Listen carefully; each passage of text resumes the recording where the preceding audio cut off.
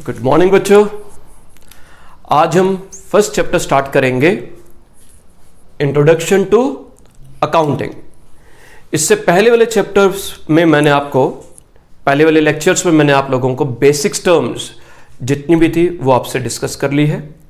अगर किसी बच्चे को कोई भी डाउट्स है आप लोग हमसे कमेंट बॉक्स में लिखकर पूछ सकते हैं, तो I will be very happy to answer to your queries. तो let's start with the introduction to accounting. Introduction to accounting में इसे हम प्रोसेस ऑफ अकाउंटिंग भी कह सकते हैं।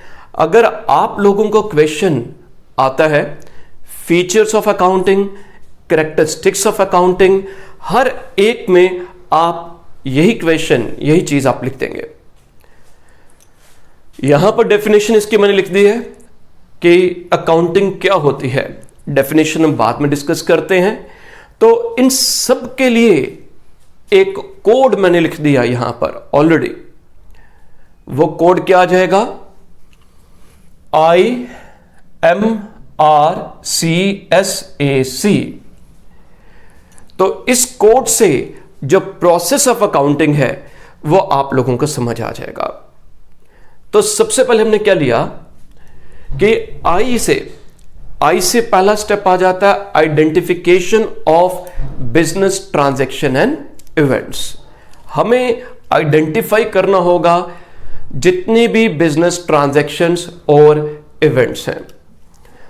तो स्टार्ट करने से पहले चलो यहां पर हम ले लेते हैं कि एक मिस्टर ए ने बिजनेस स्टार्ट किया। ए ने बिजनेस स्टार्ट किया है और आपको अकाउंटेंट अपॉइंट कर लिया। जितनी भी ट्रांजैक्शंस वो कर रहे हैं, जो भी पैसा वो खर्च कर रहे हैं, वो आपको बता रहे हैं कि ये खर्चे हमने किए। ए ने गुड्स खरीदी, आपको बता दिया। ए ने उनमें से कुछ गुड्स बेच दी।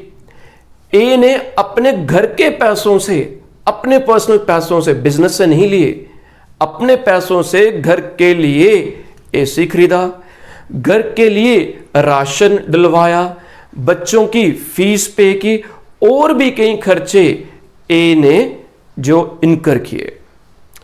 तो बीइंग एन अकाउंटेंट जब उन्होंने आपको अपॉइंट किया और कहा कि आप इन ट्रांजैक्शंस को लिखिए, तो बताइए आप कौन कौन से ट्रांजैक्शंस को की एंट्री पास करेंगे, किन किन आइटम्स को आप लिखोगे।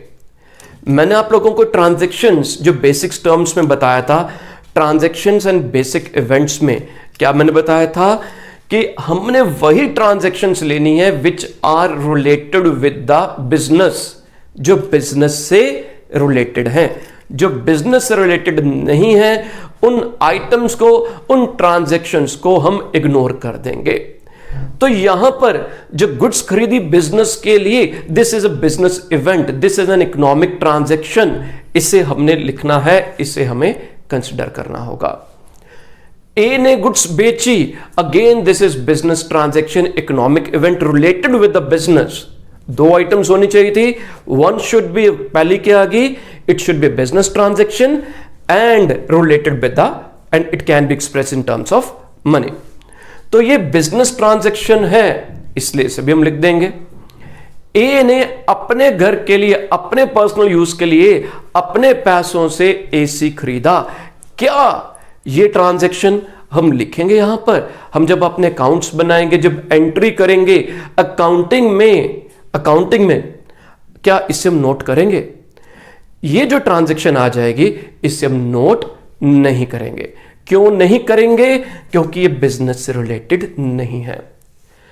ए ने घर पर जो मेड काम करती है उसको सैलरी पे की, ये उसका पर्सनल एक्सपेंडिचर है, बिजनेस का खर्चा नहीं है, इसलिए इसे इग्नोर कर देंगे। हां, जो मेड ऑफिस में काम करती है उसे जब सैलरी पे की जाएगी, उसे जब पैसा पे किया जाएगा, तो वो ट्रांजैक्शन बिजनेस से रिलेटेड है, उसे हम लिख देंगे। सो व्हाट इट मीन्स, जो हमारा पहला स्टेप क्या आ जाता है अकाउंटिंग प्रोसेस का, जो इंट्रोडक्शन ऑफ अकाउंटिंग की डेफिनेशन का जो पहला पॉइंट है, वो क्या पॉइंट आ जाएगा? Identification of business transactions and event. हमें सबसे पहले क्या करना होगा? We are suppose to identify business transactions and events. हमें उनको आइडेंटिफाई करना है, सिर्फ बिजनेस की ट्रांजैक्शंस को ही हमने लेना है और जो भी ट्रांजैक्शंस है उन्हें हमने कंसिडर नहीं करना। नेक्स्ट स्टेप एम से क्या आ जाएगा, measuring the identified excuse me, measuring the identified transactions.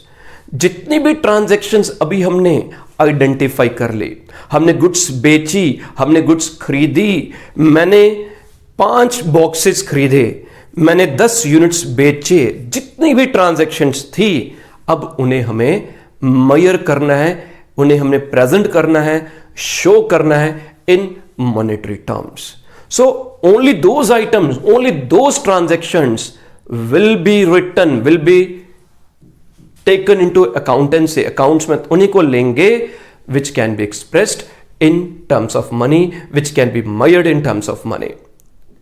मैंने 10 यूनिट्स खरीदे, अरे खरीदे हैं, बहुत अच्छी बात है खरीदे हैं, बट कितने के खरीदे? जब हम उसे अपने ट्रांजैक्शंस को नोट करेंगे तब क्वेश्चन क्या आ जाएगा, ठीक है खरीदे हैं, 10 यूनिट्स खरीदे हैं, पर कितने के खरीदे, क्या वैल्यू है, हमें उसकी वैल्यू लिखनी है। हमें क्या लिखनी है? वैल्यू लिखनी है। तो वैल्यू क्या होगी, हमें उसको फाइंड आउट करना होगा। तो वो ट्रांजैक्शंस या वो आइटम्स, चाहे वो बिजनेस के लिए बहुत इंपॉर्टेंट हो, बट अगर हम उन्हें मॉनेटरी टर्म्स में एक्सप्रेस नहीं कर सकते, मेजर नहीं कर सकते, उन्हें हम अकाउंट्स में शो नहीं करेंगे, रिकॉर्ड नहीं करेंगे। Quality of the management, management, मेरी जो मैनेजमेंट है, मेरे जो वर्कर्स हैं उनकी क्वालिटी बहुत अच्छी है, they are very very good, they are expert in the work. और जो मेरा प्रोडक्ट है उसकी क्वालिटी बाकी मेरे कंपटीटर से बहुत अच्छी है। मेरे जो फैकल्टी मेंबर्स हैं उनका टीचिंग स्टाइल, उनके पढ़ाने का तरीका बाकियों से बहुत अच्छा है, that is why we are producing the results. क्या मैं अपने जो मेरे कोलीग्स हैं, मेरे एम्प्लॉयज हैं, मेरा स्टाफ है, क्या उनकी क्वालिटीज को मैं अकाउंट्स में एग्जिबिट शो कर सकता हूं? It can not be presented.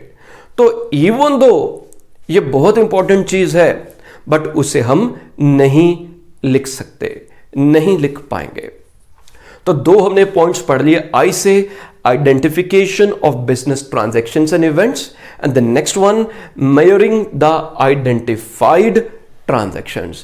जितनी भी identified transactions है उन सब transactions को अब हमने measure करना है in terms of money और इनको हम show करेंगे।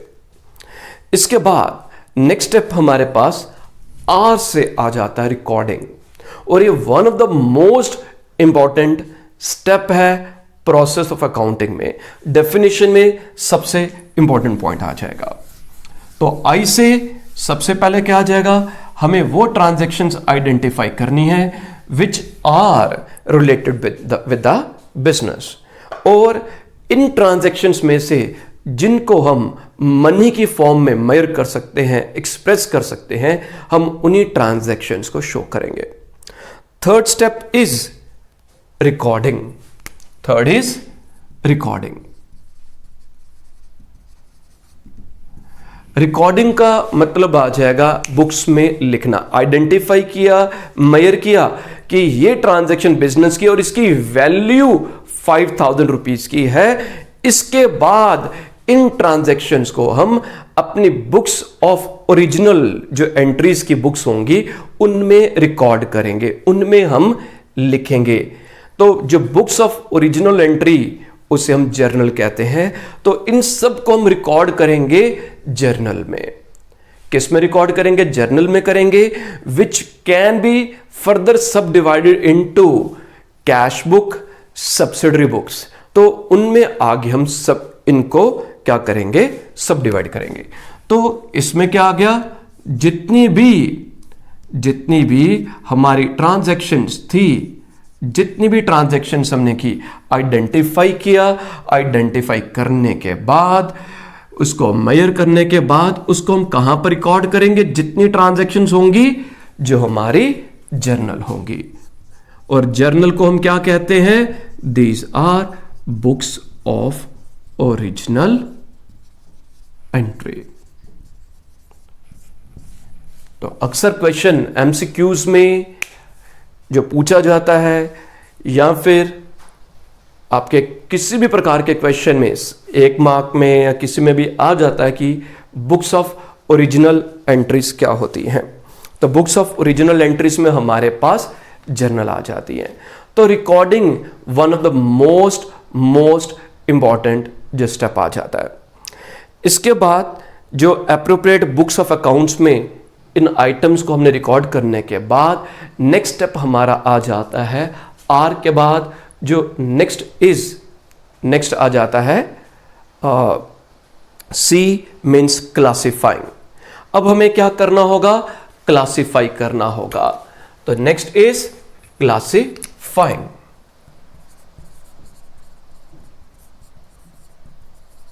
फाइन का मतलब आ गया कि posting in the main books of account. जितनी भी परचेजेज हैं उन सब परचेजेस को परचेजेस में ही लिखना, जितनी भी सेल्स हैं उन सबको सेल्स में लिखना, एक ही जगह सिमिलर नेचर के आइटम्स को एक ही अकाउंट में हमें क्लासिफाई करना।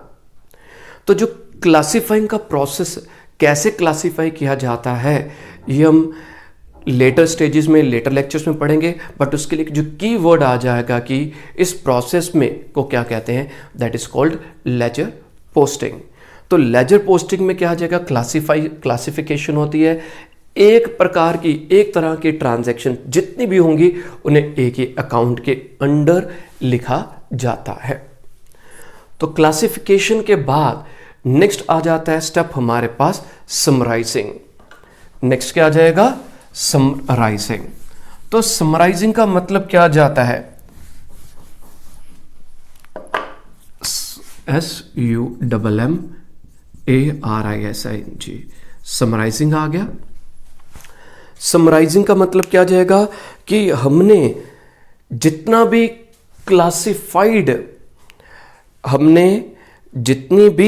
क्लासिफाइड डेटा था उसको इस प्रकार से प्रेजेंट करना है कि वो हमें आसानी से समझ आ जाए। So presenting classified data in a manner which is understandable, वो हर एक को आसानी से समझ आ जाए। तो हमने जैसे बनाया परचेज बुक बनाई थी, ठीक है। तो परचेज बुक में जितनी भी परचेज से रिलेटेड आइटम्स हमने लिख दी, 1 2 जितनी भी आइटम्स हमने परचेज से रिलेटेड यहां पर लिख दी थी, अभी बताया मैंने। सेल्स से रिलेटेड जितनी भी ट्रांजैक्शंस थी हमने यहां पर ले ली। अब क्या किया जाता है समराइजिंग में? समराइजिंग का मतलब क्या जाता है कि या जैसे आप कोई लेक्चर पढ़ते हैं, आपने कोई कहानी पढ़ी तो आप कहते हैं कि बताओ, इतना टाइम नहीं है कि इतना हम वेस्ट नहीं टाइम कर सकते, बताओ इसकी समरी क्या है, इसका कंक्लूजन क्या है, क्रक्स क्या है, तो शॉर्ट में हमें बताइए। तो हम भी वैसे ही कि शॉर्ट में बताओ, समरी बताओ कि टोटल जितनी भी परचेजेस थी तो आप हमें बताइए एग्रीगेट परचेजेस कितनी है। आप हमें क्या बताइए? एग्रीगेट परचेजेस कितनी है। तो जो एग्रीगेट परचेजेस जो बताई जाएगी वो समराइजिंग के माध्यम से होगी। किसके माध्यम से होगी?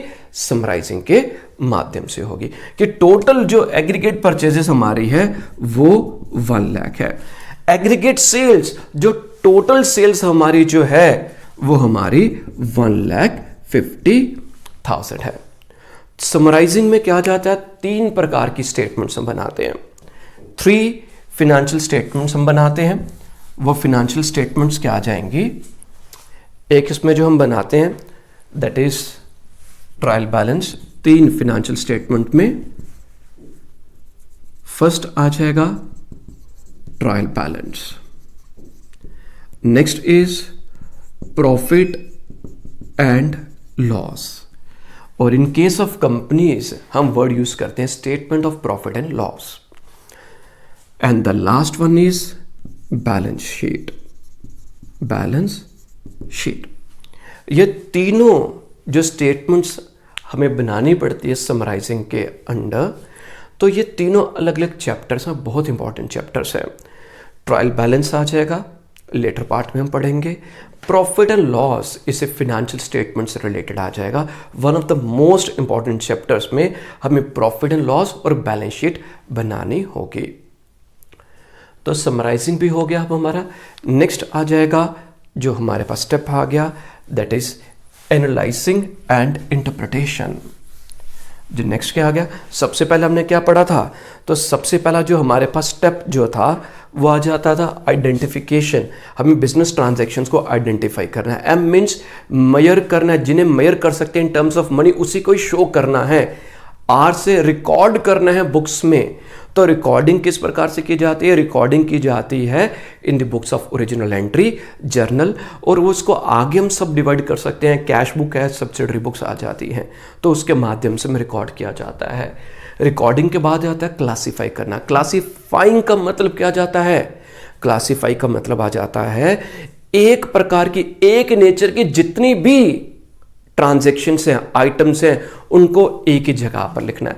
जैसे हमारी जितनी भी परचेज के आइटम्स होंगी, परचेज की एंट्रीज होंगी, उन सबको हम परचेज के अंडर एक हम बुक बनाएंगे, एक लेजर बनाएंगे, उसमें जितनी परचेज से रिलेटेड आइटम्स होंगी वो एक ही जगह आ जाएंगी। सेल्स से रिलेटेड जितनी भी ट्रांजैक्शंस होंगी वो सेल्स में, रेंट से रिलेटेड होंगी, रेंट जो अकाउंट बनाएंगे। तो एक लेजर अकाउंट, एक हेड बनाया जाता है, उस हेड में उस अकाउंट से रिलेटेड जितनी भी ट्रांजैक्शंस होंगी वो वहीं पर ही हमें क्लासिफाई करना होता है। तो next one is summarising. Summarising का मतलब क्या जाता है कि समराइज करना, शॉर्ट में क्रक्स क्या है, इसका निचोड़ क्या है, इसका कंक्लूजन क्या निकला है। हमें जितना भी क्लासिफाइड, जितनी भी इंफॉर्मेशन हमारे पास आ जाएगी, हमने प्रेजेंट करना है क्लासिफाइड डेटा को in an understandable manner. Understandable manner में हमने उसे प्रेजेंट करना होगा। और इस प्रोसेस में हमें 3 फिनेंशियल जो हमारे पास जो हमें स्टेटमेंट्स बनानी होती हैं।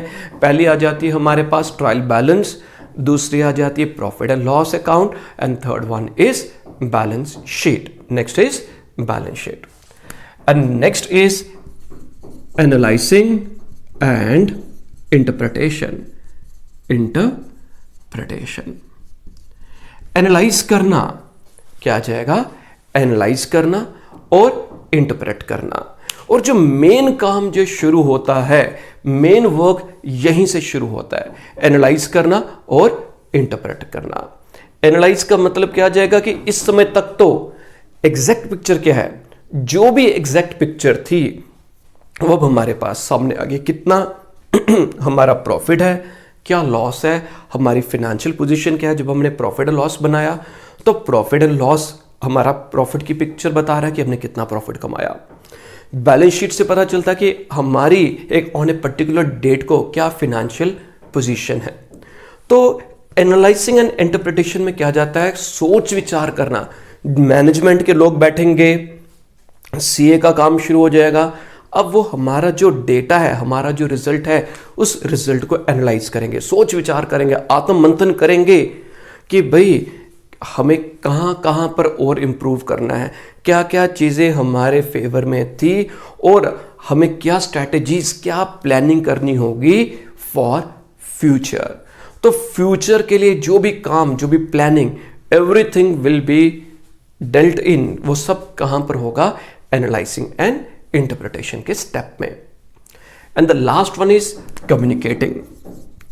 कम्युनिकेटिंग, अब ये कम्युनिकेटिंग क्या आ जाएगा, कम्युनिकेटिंग में हमारे पास सारा डेटा हमारे सामने, सब डेटा प्रेजेंट है, सब डेटा हमारे सामने पड़ा हुआ है। अब इस डेटा को हम अपने यूजर्स के साथ शेयर करना चाहते हैं। हमें यूजर्स के साथ शेयर करना होगा कि हमारी फाइनेंशियल पोजीशन कैसी है, हमने कितना प्रॉफिट कमाया, हमारी कितनी ग्रोथ हुई है, हमारी कितनी सेल है। तो that is shared with the, communicated with the users. 2 प्रकार के यूजर्स होते हैं, एक होते हैं इंटरनल यूजर्स और एक होते हैं एक्सटर्नल यूजर्स। तो तो लेटर पार्ट ऑफ लेक्चर में हम डिस्कस करेंगे कि इंटरनल यूजर्स और एक्सटर्नल यूजर्स के बारे में। तो इसमें क्या जाएगा कि जो भी डेटा हमारे पास आया उसको अब हमने कम्युनिकेट करना होगा। अब देखते हैं कि बड़ी बड़ी फर्म्स जो होंगी, बैंक्स होते हैं, at the end of the year जो भी उनका प्रॉफिट का रिजल्ट होता है वो उसे शेयर करते हैं, कम्युनिकेट करते हैं, न्यूज़पेपर्स में आता है, उनकी वेबसाइट में आ जाता है कि हमारी ग्रोथ इतनी थी, हमने पिछले क्वार्टर में इतना प्रॉफिट कमाया था, पिछले फाइनेंशियल ईयर में इतना प्रॉफिट था और करंट फाइनेंशियल ईयर में हमारा प्रॉफिट कितना है। तो ऑल दीज एक्टिविटीज, ये जितना भी काम जो होता है वो किस में आ जाता है, कम्युनिकेटिंग के में आ जाता है। तो हमने जो अकाउंटिंग प्रोसेस या इंट्रोडक्शन ऑफ अकाउंटिंग वो आज सारा कंप्लीट कर लिया है। तो इसके अब हम डेफिनेशन पढ़ लेते हैं। डेफिनेशन क्या जाती है? Accounting is a systematic, it is a systematic process of identifying, जो फर्स्ट स्टेप आ गया, measuring, recording, classifying, summarising, interpreting and analysing and communicating financial information. तो फाइनेंशियल इंफॉर्मेशन को हमने कम्युनिकेट करना होगा। कोई दिक्कत नहीं है, सिर्फ आपको ये कोड जो मैंने लिखा IMRCSAC आप ये याद कर लिए। I से आइडेंटिफाइंग, उसके बाद M से मेजरिंग, नेक्स्ट इज R से रिकॉर्डिंग, C से classifying, summarising, analysing and interpreting and communicating. Next जो आ जाएगा branches of accounting. Next step क्या आ गया? ब्रांचेस ऑफ अकाउंटिंग, या टाइप्स ऑफ अकाउंटिंग भी हम कह सकते हैं। अब जैसे बाहर जाते हैं डोसा खाने के लिए गए हैं तो कई टाइप्स का डोसा आपको मिलता है। प्लेन डोसा है, मसाला डोसा है, अनियन डोसा है, तो अलग अलग प्रकार से। तो वैसे ही जो अकाउंट्स के भी अलग अलग टाइप्स हैं, ब्रांचेस हैं। तो सबसे पहले कौन सी आ जाएगी हमारे पास, जो मैंने यहाँ पर लिखी है वो आ जाती है हमारे पास फाइनेंशियल अकाउंटिंग। ठीक है, फाइनेंशियल अकाउंटिंग। फाइनेंशियल अकाउंटिंग में क्या जाता है हमारे पास? एक फाइनेंशियल अकाउंटिंग आ गई, कॉस्ट अकाउंटिंग है और मैनेजमेंट अकाउंटिंग आ जाएगी। फाइनेंशियल अकाउंटिंग का काम क्या जाता है कि इसका काम क्या जाता है कि to assess, to find out profit and loss of the business. तो इस अकाउंटिंग में क्या देखते हैं हम? प्रॉफिट और loss of the business entity. तो बिजनेस का, एंटरप्राइज का क्या प्रॉफिट है, क्या लॉस है, उसे फाइंड किया जाता है in financial accounting. Next one is cost accounting. ये जो कॉस्ट अकाउंटिंग है one of the most important जो टाइप्स है, ब्रांचेस हैं अकाउंटिंग की। तो इसमें जो मैन्युफैक्चरिंग से रिलेटेड, जो प्रोडक्शन से रिलेटेड जितने भी जो इंडस्ट्रीज हैं, फैक्ट्रीज हैं, तो उनमें कॉस्ट अकाउंटिंग का यूज़ होता है ज़्यादा। इसमें जो हम प्रोडक्ट बनाते हैं तो उस प्रोडक्ट की लागत क्या है, उस प्रोडक्ट की कॉस्ट क्या है, उसे फाइंड आउट किया जाता है। और जब तक हमें कॉस्ट नहीं पता होगी बाकी की कार्रवाई नहीं हो सकती। मैं अगर ये मार्कर बना रहा हूं, मेरे को इसकी कॉस्ट ही नहीं पता होगी, मेरे को अगर इसकी कॉस्ट ही पता नहीं होगी तो मैं इसको कैसे, मैं इसका प्राइस कैसे फिक्स कर सकता हूं? एग्जाम्पल में आप नैनो गाड़ी की एग्जाम्पल लेते हैं।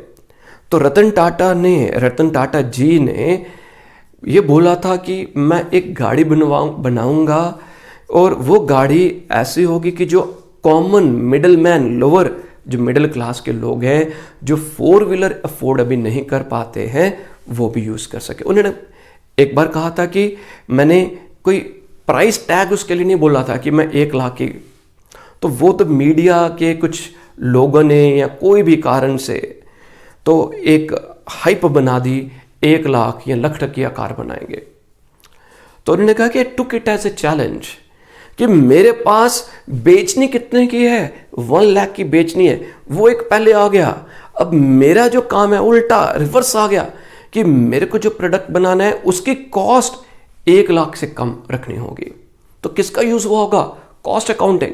कि मेरे को अगर ये पेन बनाना है, मेरा कंपटीटर भी ये पेन बना रहा है, मेरा कंपटीटर ये पेन बेचता है 20 रुपए का, कमा भी रहा होगा तभी 20 रुपए का बेच रहा है, तो मेरे को जब ये पेन बनाना होगा, बेचना होगा, तो मेरी कॉस्ट 20 रुपए से कम होनी चाहिए। अगर मेरी कॉस्ट 21 रुपए आ रही है तो मैं कितने का बेचूंगा? अगर 21 का भी बेचूंगा, कोई फायदा नहीं कमा रहा, तभी मेरा ये प्रोडक्ट कोई नहीं खरीदेगा, क्योंकि मेरा कंपटीटर 20 का बेच रहा है। मैं बोलूंगा कि मेरी कॉस्ट 21 है, मैं तो कमा भी नहीं रहा, तो वो कहते हैं कि भैया आपकी कॉस्टिंग में कुछ गड़बड़ है, उसको देखो, अपनी कॉस्ट को कम करो। तो वहां पर कॉस्ट अकाउंटिंग यूज हो जाती है। आप मार्केट में कपड़े के लिए कपड़ा आपने लिया, आपने सूट देखा दुकानदार से, दुकानदार ने कहा कि 2000 का सूट है, आप कहते हो कि भाई 1000 का सूट दे दो। दुकानदार कहता है कि बहन जी अपनी लागत, मेरे को जिसकी कॉस्ट पड़ी है वो 1500 रुपए का मेरे को ये सूट अपने घर पड़ा है, दैट मीन्स मेरी कॉस्टिंग 1500 है, मैं 1500 से कम क्या मेरे कमाना भी है, मेरे को 200 रुपये नहीं कमाऊंगा तो क्या 1700 का बेच सकता हूं, उसके कम नहीं, अपनी लागत से कम नहीं बेच सकता। तो कॉस्ट अकाउंटिंग का मतलब क्या आ गया? हमें जो प्रोडक्ट बेचना होगा हमें उसकी कॉस्ट पता होनी चाहिए, तो कॉस्ट अकाउंटिंग के माध्यम से होता है। Next one is management accounting. Management accounting ये मैनेजमेंट के लोगों के लिए होगी। जो पर्सन मैनेजमेंट में हैं उनके मैनेजमेंट के डिसीजन मेकिंग के लिए होंगे। तो जो डिसीजन मेकिंग कि कैसे डिसीजन लिया जाएगा, किस चीज़ों को ध्यान में रखकर डिसीजन लिया जाएगा, तो उसमें मैनेजमेंट अकाउंटिंग डिसीजन मेकिंग में हेल्प करता है। तो कॉस्ट अकाउंटिंग किसके लिए आ जाएगा? कॉस्ट ऑफ प्रोडक्ट, कि प्रोडक्ट की कॉस्ट क्या है, लागत क्या है, और डिसीजन मेकिंग प्रोसेस में मैनेजमेंट के, तो वहां पर मैनेजमेंट अकाउंटिंग हमारी मदद करती है। नेक्स्ट जो टॉपिक लिखा, difference between book keeping and accounting. Book keeping और अकाउंटिंग में क्या अंतर है? Book keeping is a part of accounting, वो अकाउंटिंग का एक पार्ट है। Accounting is broader concept, accounting is a broader concept, whereas bookkeeping is a part of accounting। मैंने जो टर्म आपको लिख कर दी थी IMRCSAC, इसमें से आप जो पहले चार हैं जो मैंने इधर लिख दिए, इनको आप जो लिख देंगे, it is the work of the book keeping. और जो टोटल जब लिखेंगे तो टोटल काम किसका आ जाएगा? अकाउंटिंग का आ जाएगा। तो जो पहले चार हैं तो that is book keeping. Book keeping क्या आ जाएगा कि it is a clerical work, इसमें क्लर्क्स का काम आ जाएगा। और जो अकाउंटिंग है ये चार्टर्ड अकाउंटेंट, इसके लिए कौन आ जाएंगे? चार्टर्ड अकाउंटेंट आ जाएंगे, ये स्पेशलाइज्ड पर्सन आ जाएंगे। बुक कीपिंग जो आ गया जूनियर स्टाफ के लिए आ जाएगा, और अकाउंटिंग सीनियर स्टाफ का काम है।